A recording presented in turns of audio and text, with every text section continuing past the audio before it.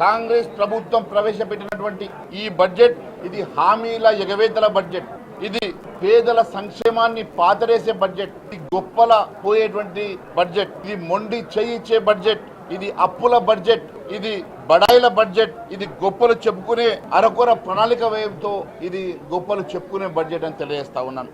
కేవలం 36,000 కోట్ల రూపాయలతోటి అభివృద్ధి ఎలా సాధ్యమవుతుందో మరి బట్టి విక్రమార్క గారు ప్రజానికానికి తెలియజేయాల్సిన అవసరం ఉన్నది. మరి కేవలం 36,000 కోట్లు మాత్రమే ఈరోజు ప్రణాళిక వ్యయంలో మీరు చూపిస్తా ఉన్నారు కదా, మరి 36,000 కోట్లతోటి ఏ రకంగా అభివృద్ధి చేస్తారో ఈ రాష్ట్ర ప్రజానికానికి తెలియాల్సిన అవసరం ఉన్నది.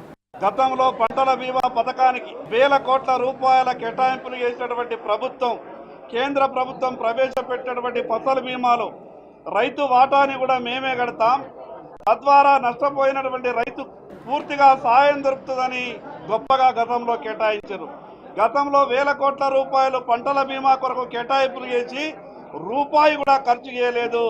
భారతదేశంలో ఏ రాష్ట్రం కూడా ఇంత ఘోరంగా వ్యవహారం చేయదు. మరి అదేవిధంగా వైద్యం కొరకు 5 లక్షల నుండి 10 లక్షల రూపాయల వరకు రాజీవ్ ఆరోగ్యశ్రీలో వైద్యం అందిస్తున్నామని చెప్పారు. ఈ కాంగ్రెస్ నాయకులకు ఎవరికైనా దమ్ము ధైర్యం ఉంటే తెలంగాణ రాష్ట్రంలో ఏ ప్రైవేట్ ఆసుపత్రిలోనైనా ఒక్క పేషెంట్ కూడా ఇప్పటి వరకు 10 లక్షల రూపాయల సాయం తీసుకున్నటువంటి పరిస్థితి లేదు. ఈ బడ్జెట్కి సంబంధించి అనేక ఆశలు రాష్ట్ర ప్రజల్లో ఉన్నాయి. కానీ ప్రాక్టికల్గా ఆ ఆశలన్నీ నెరవేర్చే విధంగా బడ్జెట్ ఆ మార్గం చూపే పరిస్థితిలో లేదని నాకు అర్థమైంది.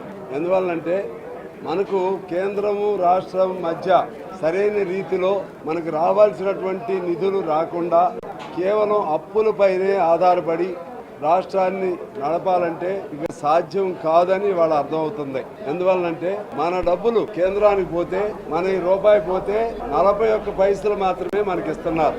అంటే రూపాయలు 41 పైసలు మాత్రమే.